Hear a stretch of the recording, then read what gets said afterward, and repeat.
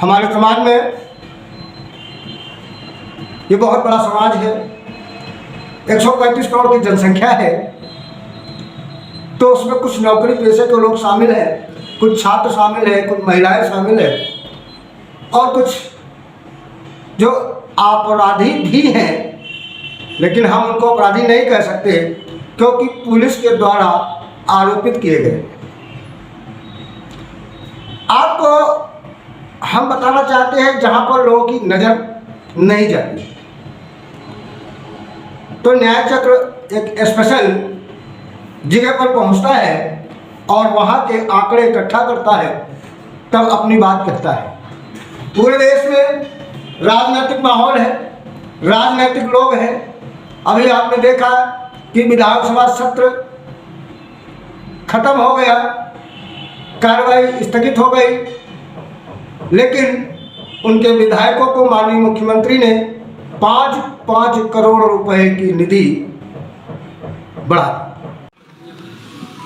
यहाँ पर विधानसभा की निधि के बारे में हम लोग इस निधि को 5 करोड़ रुपए सभी मान्य सदस्यों के लिए करने की घोषणा भी इस बजट सत्र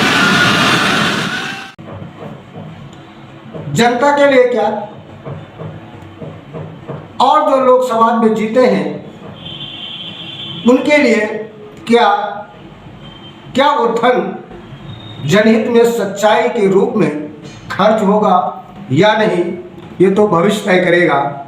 लेकिन अब हम आते हैं एक ऐसे फोर्स पर, वर्तमान परिस्थितियों पर, तो आपको बता दें उसमें एक जो सबसे बड़ा वर्ग है वो कहीं न कहीं अपराध में आरोपित किया गया है। तो आपको बता दें प्रेजेंट टाइम थानों में लगभग सामंतवादी लोग ज़्यादातर थानेदार हैं और जेलों में सबसे ज़्यादा पुलिस द्वारा आरोपित या सामंतवादियों द्वारा आरोपित जिन्हें सरकार अपराधी मानती है, जो जेलों में हैं, कुछ विचाराधीन हैं, कुछ सजा प्राप्त है, यानी उनको सामूहिक रूप से कैदी बोला जाता है। और ये आरोपित कैदी जो सिख सबसे बड़ा समूह है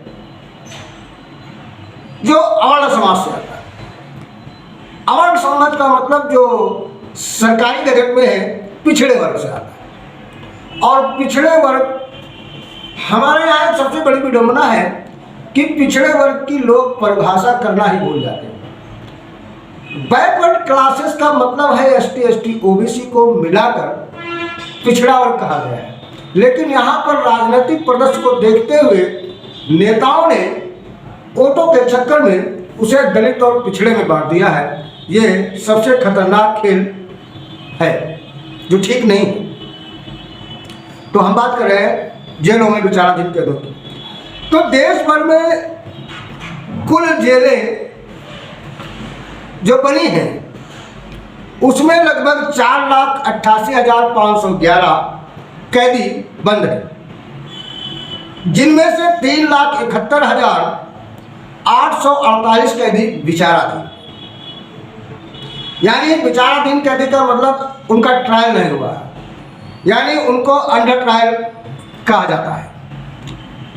इन विचाराधीन कैदियों में यानी 3,71,848 कैदियों में यदि हम गौर करें तो मुस्लिम जो आरोपित हैं उनकी संख्या लगभग 20% है। उसके बाद 73% जनसंख्या पिछड़े वर्ग की, यानी जिसमें आदिवासी और OBC है। देश भर में बड़ी संख्या में विचाराधीन कैदियों का ये मुद्दा शायद किसी राजनेता ने उठाया। इनमें से ज्यादातर लोग गरीब और मामूली मात्र के सामान्य परिवारों से, ये मैं जो आपके सामने पेश कर रहा हूं, ये कोई मनगढ़ंत कहानी नहीं है। ये एनसीआरबी 2020 के आंकड़े बताते हैं। यानी एनसीआरबी का मतलब राष्ट्रीय अपराध रिकॉर्ड ब्यूरो जो सरकार का है, तो 2020 की ये रिपोर्ट है जिसमें यह कहा गया है कि देश के सभी जेलों में लगभग 68% तो अशिक्षित लोग यानी निरक्षर हैं या वे स्कूल छोड़ चुके हैं। मुस्लिम भारत की आबादी का 14% हिस्सा है और सभी दोषियों को करीब 17% हिस्सा है, जिसमें अनुसूचित जाति जो भारत की आबादी का 16.6% है। ये सभी विचाराधीन कैदियों का लगभग 21% और आदिवासी भारत की कुल आबादी का करीब 8.6% है। सभी विचाराधीन कैदियों में लगभग 10% और सभी दोषियों में लगभग 14% आदिवासी। भारत में ओबीसी समुदाय की कुल आबादी करीब 41% है, यानी 41%, और इनमें विचाराधीन कैदियों में करीब 41% और दोषियों में लगभग 37% लोग शामिल हैं।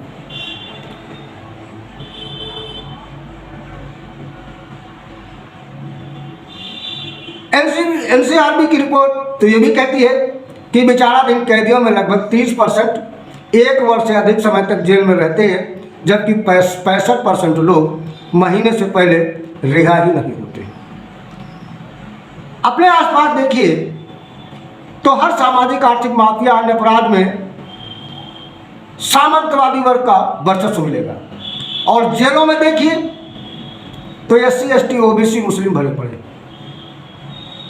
यानी जो सामंतवादी लोग जो आपराधिक प्रवृत्ति के हैं वो आसपास ही नजर आएंगे, या जो निम्न वर्ग के लोग हैं वो जेलों में पड़े सड़ रहे।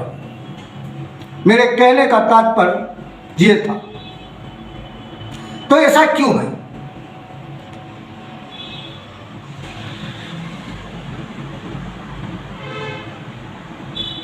ये अपने में क्रूरता विसंगति नहीं है क्या? या फिर पुलिस और कोर्ट में सामंतवादी लोगों का कब्जा है इसलिए ऐसा है? कहने का मतलब देश में अघोषित रूप से सामंतवाद यानी सामंतवाद आज भी बरकरार है। देश में इंस्टीट्यूशन न्याय देने के बजाय अन्याय करने के लिए चलाए जा रहे हैं, वो भी पब्लिक मनी पर सजाती अपराधियों को सपोर्ट दे रहे हैं। हर थाने में अपराधी जात के लोगों को बतौर थानेदार रखने का नतीजा है कि विक्टिम को न्याय मिलने की जगह उसी का उत्पीड़न किया जाता है और अपराधी अट्ठास करते हैं। इस तरह की घटनाओं की कोई व्याख्या नहीं है। इसलिए भारत जैसे देश में न्याय सुनिश्चित हो पाना कहाँ तक सही होगा? यानी न्याय सुनिश्चित करना है तो पुलिस लेवल पर डाइवर्सिटी बहुत जरूरी है। अगर पुलिस पर डाइवर्सिटी नहीं होती है तो न्याय मिल पाना संभव नहीं है। क्यों?